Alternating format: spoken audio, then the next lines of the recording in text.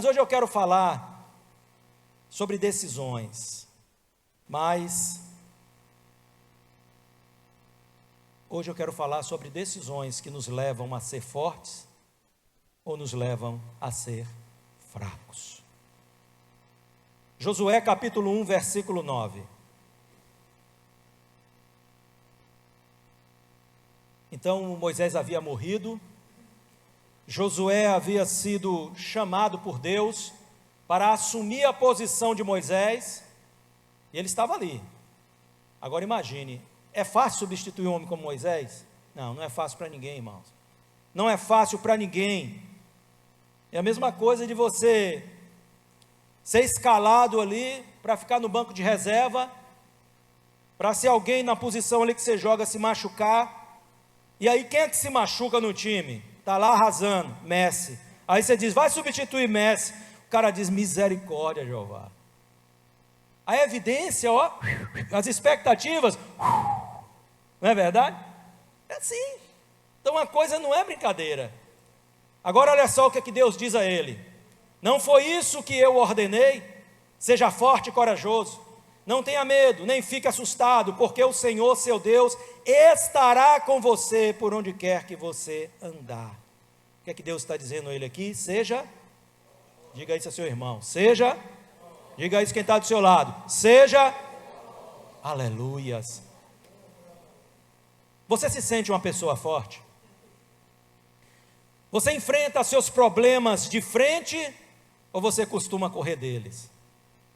Olha, nós estamos vivendo hoje em meio a uma geração que tem grandes dificuldades de enfrentar problemas, ou não é assim? Você pode ter certeza, muita dificuldade de enfrentar problemas. Há uma tendência de fugir mais dos problemas do que confrontá-los.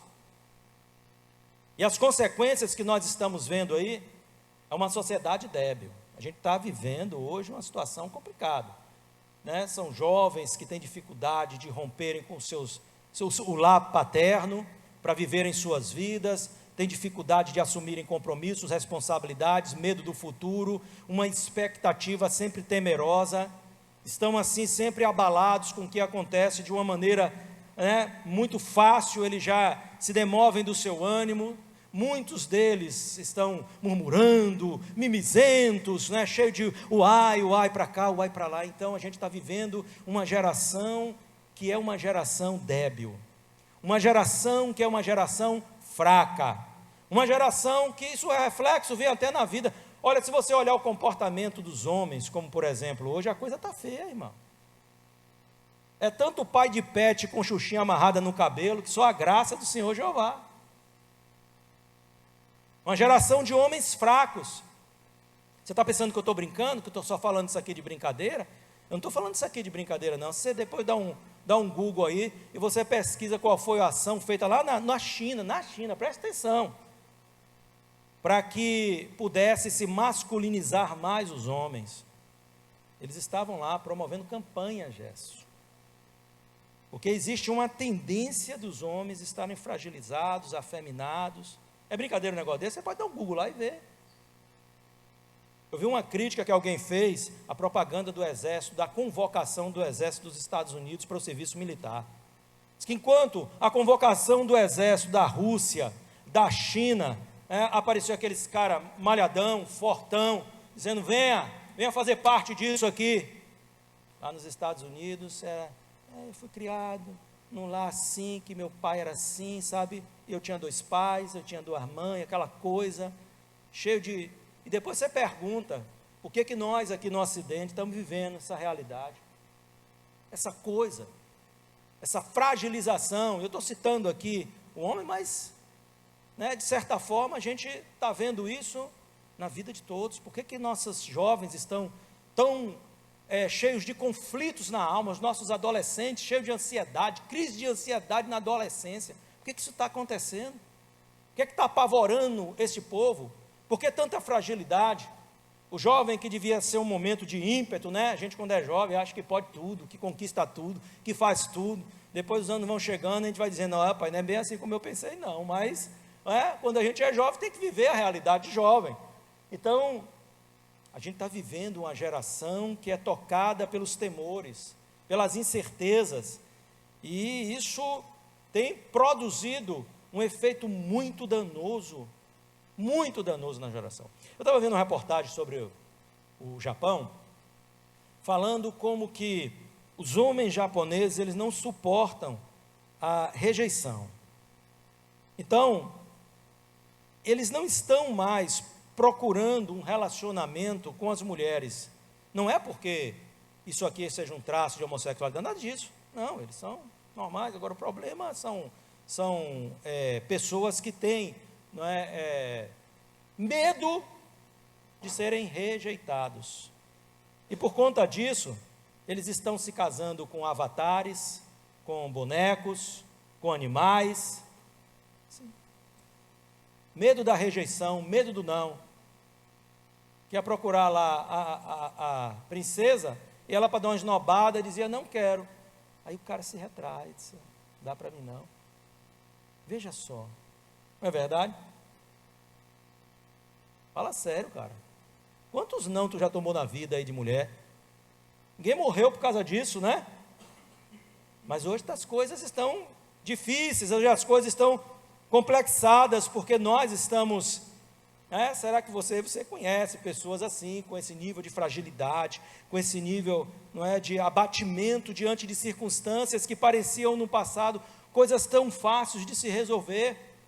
A gente vê pessoas que entram em crise, em depressão. O que foi que aconteceu? Alguma tragédia? Não, meu cachorro morreu. Gente, ame seu pet lá, mas pelo amor de Deus, nós não podemos desabar porque um animalzinho de estimação morreu. Presta atenção. Isso é um sinal, isso é um sintoma de enfermidade que nós estamos vivendo na nossa sociedade. Agora, a questão é que muitas vezes, essa cultura toca a nossa cultura cristã. Essa cultura se adentra nas igrejas porque as pessoas vão se convertendo e elas não são discipuladas, elas não têm a sua mente renovada, como assim nos manda a Bíblia, Romanos capítulo 12, versículo 2, não vos conformeis com este mundo, mas transformai-vos pela renovação do vosso entendimento, para que experimenteis qual seja a boa, perfeita e agradável vontade de Deus. E aí, a cultura ainda é a velha cultura. A cultura é do medo. A cultura da incerteza, da incredulidade quanto ao agir de Deus na sua vida. E às vezes nós estamos convivendo com uma geração cristã também fragilizada, subordinada ao medo.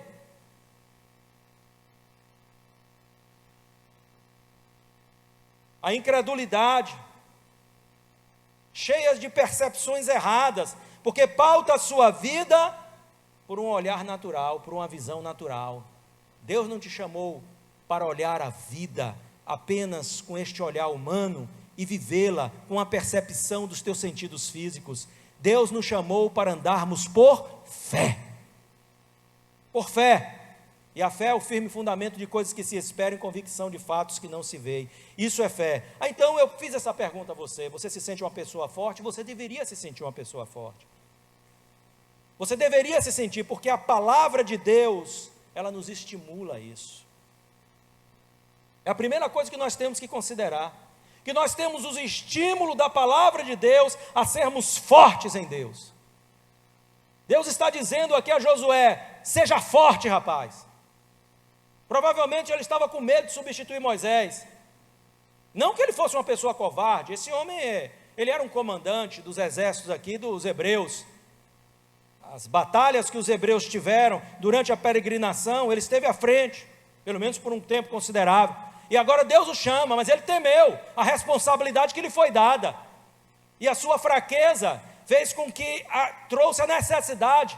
Moisés já tinha falado com ele, você vai ser meu substituto, receba aqui, botou a mão na cabeça dele. Isso não foi o suficiente, então Deus se manifesta a ele para dizer, seja forte, como eu fui com Moisés, eu vou ser com você também.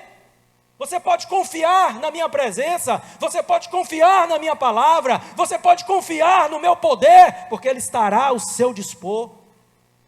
Então, se nós, como cristãos, tivermos essa percepção, nós não estaremos subordinados às circunstâncias que nos atemorizam, ou que podem nos atemorizar. Não, o medo não precisa vencer você. Olha o que Deus está falando aqui, através da sua palavra. Então Moisés, em Deuteronômio 31:6, diz o seguinte ao povo de Israel: sejam fortes e corajosos. E o que ele está dizendo aqui? Mesma coisa que Deus quis dizer a Josué: tome a decisão de ser forte.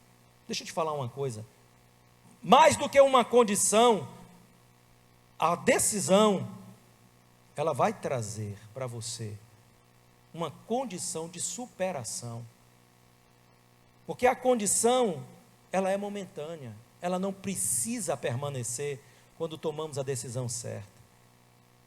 Você tem o poder de tomar a decisão, de buscar ser forte em Cristo, ser forte no Senhor, e não ser subjugado pelas circunstâncias adversas da vida. Ele está dizendo: sejam fortes e corajosos. Eles tinham que enfrentar exércitos mais poderosos do que eles, para conquistar a terra que o Senhor deu a eles. Não tenham medo, nem fiquem apavorados diante deles, porque o Senhor, seu Deus, é quem vai com vocês. Ele não os deixará, nem os abandonará. Quando eles recebem esta palavra, é claro que isso produz um impacto. Se nós cremos na palavra de Deus, isso precisa produzir um impacto na nossa vida, irmão.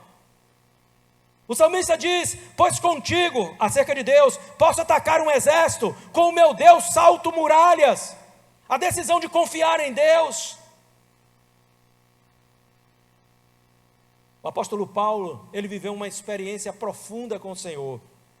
Arrebatado ao terceiro céu, ele viveu essa experiência, e por conta disso, um espinho na carne lhe foi dado, provavelmente uma enfermidade. Ele diz: eu orei 3 vezes a Deus para que afastasse de mim esse espinho, e Deus disse: eu não vou afastar de você esse espinho. Lá em 2 de Coríntios, capítulo 12, versículos 9 e 10, porque ele se sentiu fraco, e Deus mostrou a ele que um verdadeiro crente jamais está fraco, porque Deus disse a ele: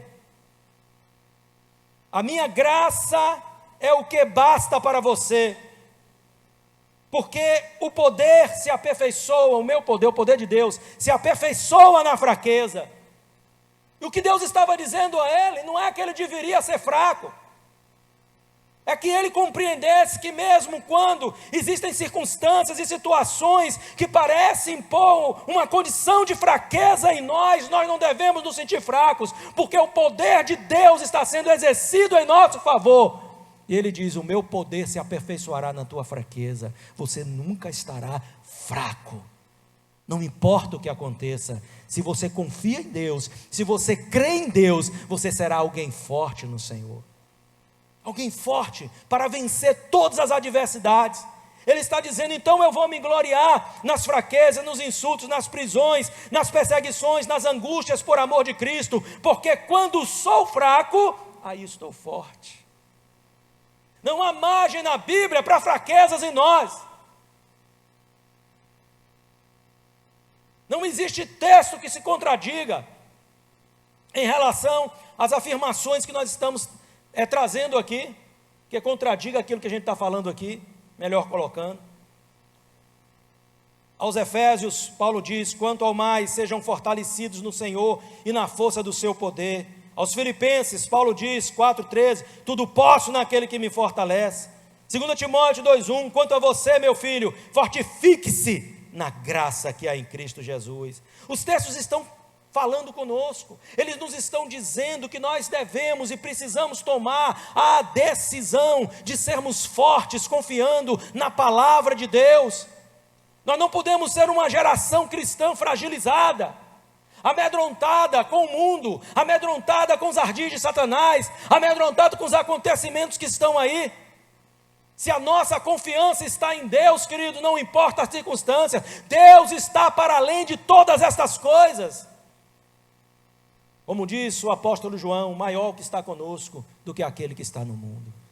Se você acredita nessa realidade, você como jovem, medo do futuro, o que será do futuro, o que será da profissão, o que será amanhã ou depois, eu tenho que sair da casa de meu pai, eu preciso constituir uma família, eu preciso isso, eu preciso aquilo, e essas coisas vão produzindo um grau de ansiedade, por quê? Porque existe aquilo que era antigamente normal, aquilo que já era uma coisa que era na mente da gente trabalhada, hoje na mente dessa juventude, obviamente não estou me referindo a todos, mas uma grande quantidade, isso gera um temor profundo, e vai abalando emocionalmente a pessoa. Aí nós estamos vendo aí, adolescente tendo crise, jovem tendo crise, leva para médico, leva para terapeuta, leva para isso, leva para aquilo. Mas tem um doutor que trata de todas essas coisas. Você conhece ele, seu nome é Jesus. Sua palavra é poderosa. Eu creio que se você crer na palavra de Deus, consequentemente, você será alguém forte. Não tem como você crer e confiar em Deus e não ser uma pessoa forte. E o sentido de forte aqui, querido, não significa dizer que você não tenha emoções. Não significa dizer isso. Não é o fato de alguém chorar que o torna fraco, não se trata disso.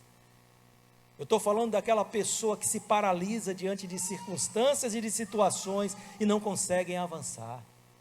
E quantos estão aí? Nós passamos por uma pandemia. No início da pandemia, ninguém sabia o que poderia acontecer, não é verdade? Aquilo era para nós algo novo. Ninguém sabia o que vai acontecer com esses comércios todos fechados, não é? Com a possibilidade de uma quebradeira geral, de uma recessão profunda, e sem falar no medo que a própria doença trazia como consequência aos nossos corpos. Então tudo isso produziu uma incerteza muito grande, muito profunda. Mas eu tenho absoluta certeza que o Espírito Santo e a palavra trabalharam nos nossos corações para que nós tomássemos a decisão de sermos fortes, de passarmos por essa situação confiando no Senhor, sabendo que o Senhor não nos abandonaria, não importa o tamanho do problema, Ele estaria conosco. Nós poderíamos, e alguns talvez até tomaram a decisão de serem fracos, de se introspectarem, de se esconderem, de estarem, abalados com o que estava acontecendo, não no sentido normal, mas aquilo que levou-os, teve gente aí que surtou, mas que levou gente à depressão, que levou gente à ansiedade, que levou a tantas situações que Deus nunca preveu para nenhum de nós.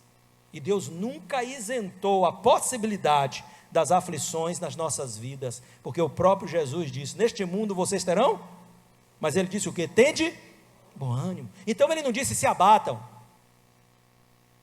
Ele não disse estejam com medo, muito pelo contrário, Ele estava dizendo: vocês precisam ter bom ânimo. Se você está contaminado com essa cultura, se você é uma pessoa que vê o futuro, às vezes a gente vai também, a própria idade vai chegando, a pessoa começa a pensar, e aí, o que é que vai ser, o que é que vai ser? Então, se essa cultura anticristã está tocando a sua vida, saiba que Deus quer mudar essa realidade em você, essa forma de pensar, e consequentemente a forma de você agir, encarar as coisas de frente, encarar os desafios de frente. Nós não somos chamados a retrocessos, nós somos chamados a seguir em frente. Ao autor, aos Hebreus capítulo 10, não somos daqueles que retrocedem, mas daqueles que perseveram para a salvação. Então, nós temos que seguir em frente, nós temos que continuar a andar, e não importa o que esteja diante de nós, o Senhor será conosco, para nós vencermos essas batalhas. Eu sei que o inimigo muitas vezes trabalha contra isso, contra a revelação de Deus, mas é tempo de você citar aquilo que a palavra de Deus diz, quando diz que nós devemos declarar: diga ao fraco, eu sou forte. Eu sou forte. Faça essa declaração, porque essa declaração é uma declaração coerente com a fé que nós professamos. Sempre declare isso: eu sou forte no Senhor, eu sou forte em Cristo. Mas então, eu quero trazer alguns exemplos bíblicos aqui, e te mostrar a diferença entre decisões que nos levam à fraqueza, posições de fraqueza e consequências, e o contrário também. De forma bem breve aqui a gente vai ver. Eu quero citar alguns destes exemplos, alguns destes elementos que tomaram decisões em suas vidas, demonstrando a falta de força, a falta de fé. E aqui a gente vai ver situações não só de fé, mas de fraqueza emocional, de fraqueza relacional, nas escolhas dos seus relacionamentos, nas influências que muitas vezes relacionamentos ruins trazem à nossa vida. Olha, eu cito como primeiro exemplo o Roboão. Você sabe quem foi Roboão? Roboão foi o filho de Salomão, o primogênito herdeiro do trono, né? Então esse camarada, ele herda o trono de Salomão. Salomão, filho de Davi, acompanhou seu pai, um herói de guerra, um homem de batalhas. Então o trato de Davi para com os seus era daquele homem que era acostumado na batalha, no dia a dia, né? Então provavelmente a cultura de dentro de casa foi essa. Os meninos ali eram forjados para a guerra, eram preparados para a batalha. E Salomão ascende ao trono, e ele constrói um reino tão poderoso e abençoado acima de tudo por Deus, que a Bíblia diz que ele não tinha inimigos, não havia guerra, não havia temores. Roboão cresce neste ambiente de facilidades, de calmaria, de tranquilidade. E eu vou te dizer, isso é um grande perigo na vida do teu filho. Cercar de mimo, botar dentro de uma redoma, dizer aqui ninguém pode tocar, porque você não prepara ele para a vida. Ele não conhece o que é a luta, o conquistar por si próprio. Tudo é muito fácil. Quando tudo é muito fácil, começa a ser desvalorizado. Pare para você analisar a história das pessoas, muitas delas que ganham em loteria, recebe aquele prêmio magnífico, não é verdade? Uau! Quem não quer botar aquela bolada no bolso? Todo mundo quer botar. Agora, não tem cultura para lidar com aquilo. Vem fácil e vai fácil, joga tudo fora rapidamente, porque não estava preparado para isso. E Roboão, quando ele ascendeu ao trono, ele perde logo as 10 tribos de Israel, a primeira perda que ele teve. Mas tem uma perda também que foi extremamente relevante. Em 1 de Reis, capítulo 14, versículos 25 a 27, diz assim: no 5º ano do reinado de Roboão, Sisaque, rei do Egito, atacou Jerusalém, levou embora os tesouros da casa do Senhor, os tesouros do palácio real, levou tudo, inclusive todos os escudos de ouro que Salomão tinha feito. E em lugar desses, o rei Roboão fez escudo de bronze e os entregou nas mãos dos capitães da guarda, que guardavam o portão do palácio real. Olha a sua decisão. Ele não lutou por aquilo que era seu. A Bíblia diz que os tesouros da casa de Deus e os tesouros da sua própria casa foram saqueados e levados, e ele entra em uma condição de conformismo com aquilo. E o que ele faz? Não tem problema não, faz uns escudinhos de bronze aí, vai resolver o problema. Em vez dele se posicionar e dizer: não, ninguém vai tomar de mim o que Deus me deu, se não for com batalha, se não for com luta. Ninguém vai tomar aquilo que Deus me tem dado, sem que eu lute, sem que eu me esforce. Ele abre mão de tudo. Os tesouros da sua casa. Eu vejo pais perdendo seus filhos para as drogas, perdendo seus filhos para o mundo. Eu vejo casamento sendo destruído. Eu vejo tanta coisa ruim acontecendo, e parece que as pessoas fazem uma substituição e pronto. Eu vejo pessoas perdendo os tesouros da casa de Deus. Eu estou falando uma linguagem simbólica aqui. Perdendo muitas vezes o teu dom, o seu chamado, a sua fé, o seu desejo de comunhão. E parece, não, substitui, não tem problema não. Arruma lá um escudo de bronze e bota no lugar, está tudo resolvido.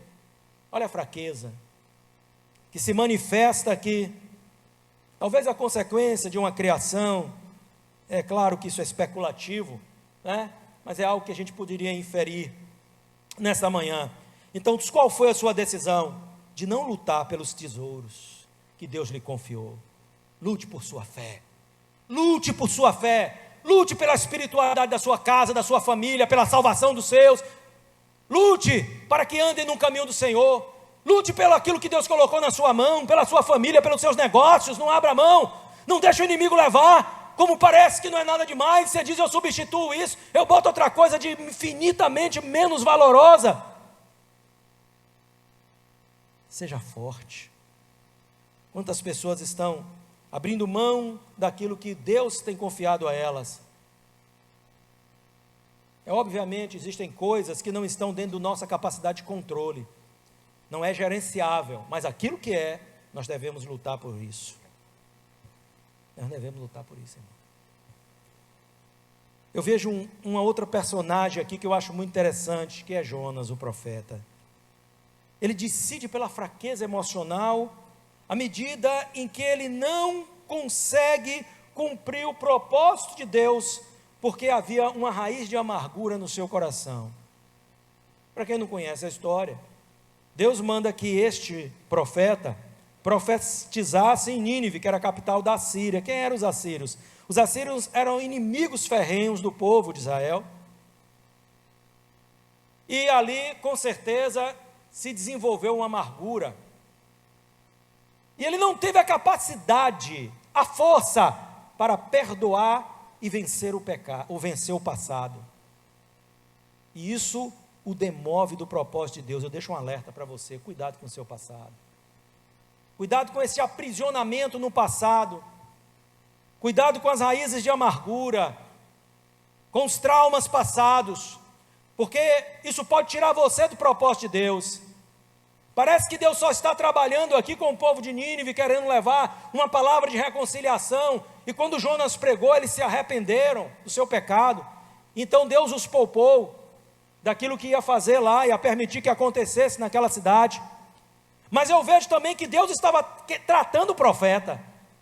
Havia algo no coração do profeta que não era revelado.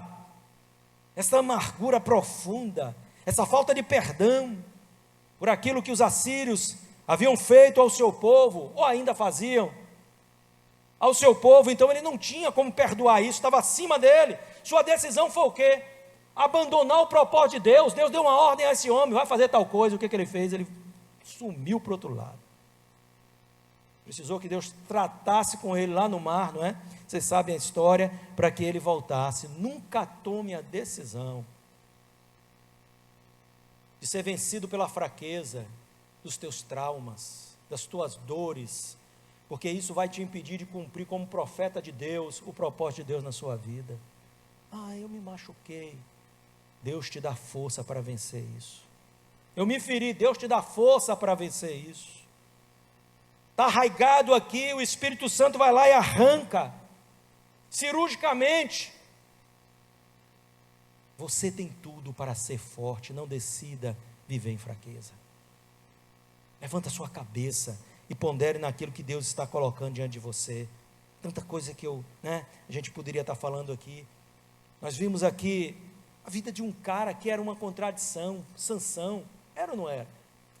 Sansão, ele tomou uma decisão de ser fraco nos seus relacionamentos, ser influenciado nos seus relacionamentos. Primeiro que ele já começa a ter relacionamento com quem não devia. Ele era influenciado pela beleza e não pela direção de Deus. Então ele tomou uma decisão, ele era rebelde à palavra de Deus.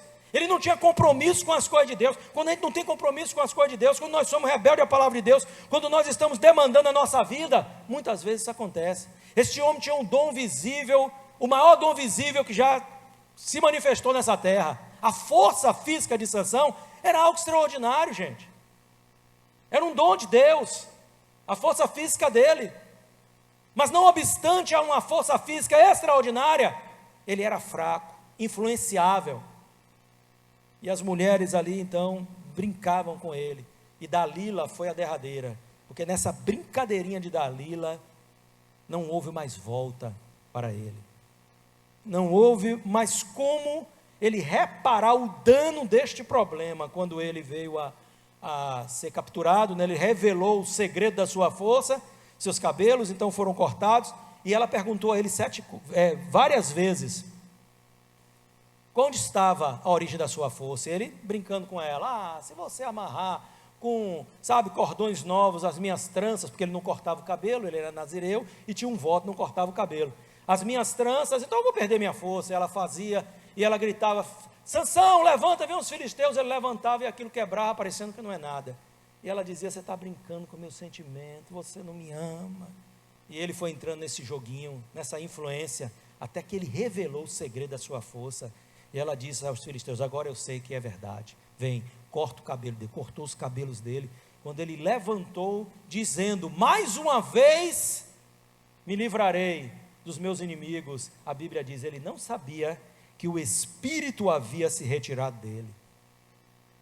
Você vê a consequência da decisão de ter essa postura de fraqueza diante da influência dos seus relacionamentos. Está lá no mundo, mas é porque, sabe, eu gosto demais, eu amo demais, e aí vai sendo conduzido para distante do propósito da vontade de Deus, e vai ser pego em uma armadilha, provavelmente como Sansão foi.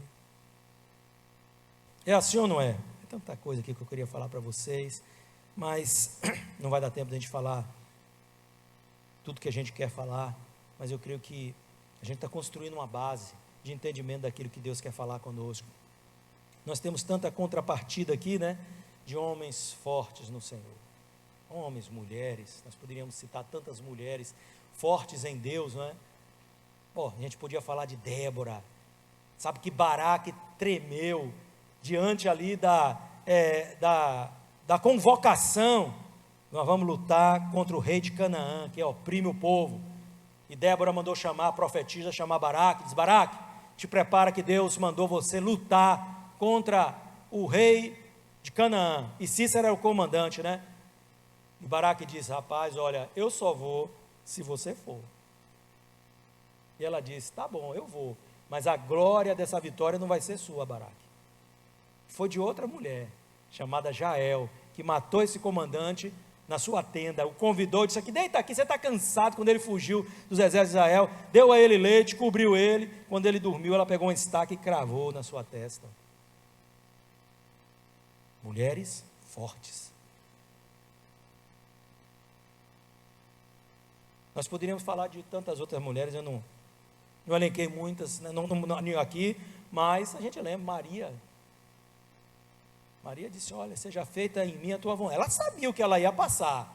José podia dizer, essa mulher adulterou, está grávida e não tenho nada com isso, né? Mas ela disse, seja feita em mim a tua vontade, Senhor.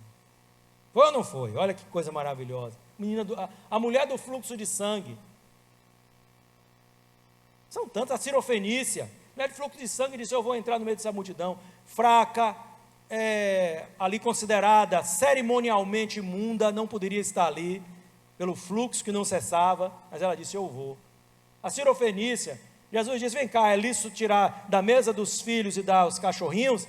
E ela ali perseguindo Jesus pela libertação da filha dela, está endemoniada, e ele testando, provando a fé dela. Então ela diz, mas também, Senhor, os cachorrinhos comem das migalhas que caem da mesa dos filhos. E ele disse, mulher, vai, grande é a tua fé, a tua filha já está liberta, pode ir para casa. E ela chegou lá e a menina estava lá liberta, sã e abençoada. Davi, agora eu venho para o texto, Davi decidiu ser forte diante do inimigo. Olha, o contrário daquilo que fez Roboão. Davi chega ainda jovem, estima-se que Davi tinha em torno de uns 17 anos de idade, foi levar mantimentos ali no arraial dos soldados hebreus, judeus que estavam ali diante da iminente batalha com o exército filisteu, mas aquele duelista, aquele gigante, um homem de uma estatura de quase 3 metros de altura, e ele estava ali desafiando um duelista de Israel. Não precisa todo mundo lutar, alguém luta comigo aqui, venha. Ninguém ia, todo mundo morrendo de medo, e Davi tomou uma decisão. Qual foi a decisão dele? Eu não serei fraco,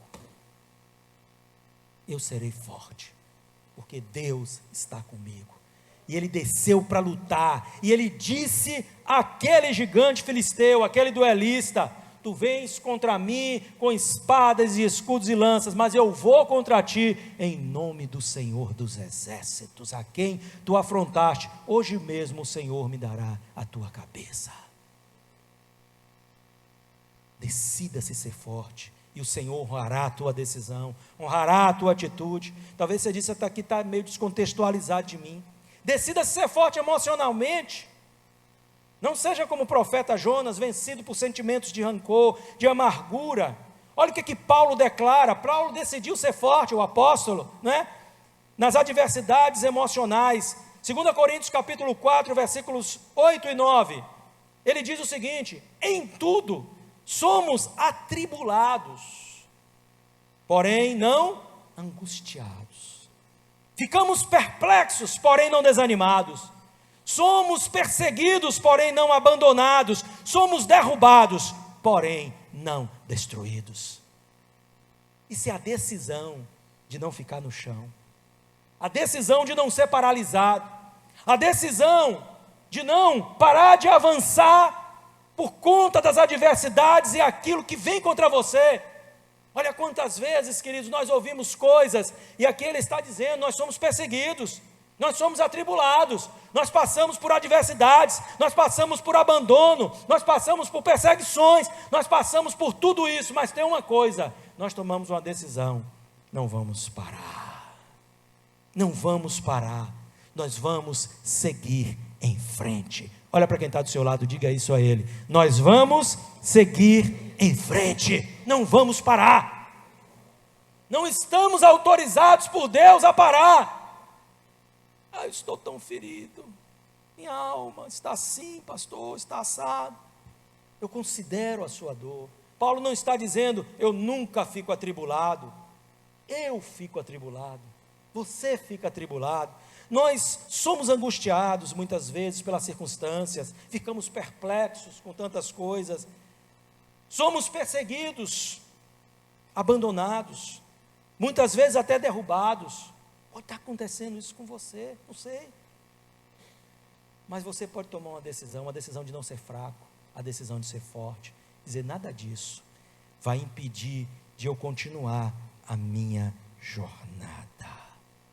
Nada disso vai me impedir de continuar caminhando, de ser determinado, de ser alguém que enfrentará o inimigo de frente, a adversidade de frente, o problema de frente. Não fuja jamais. Não há margem em Deus para retrocesso.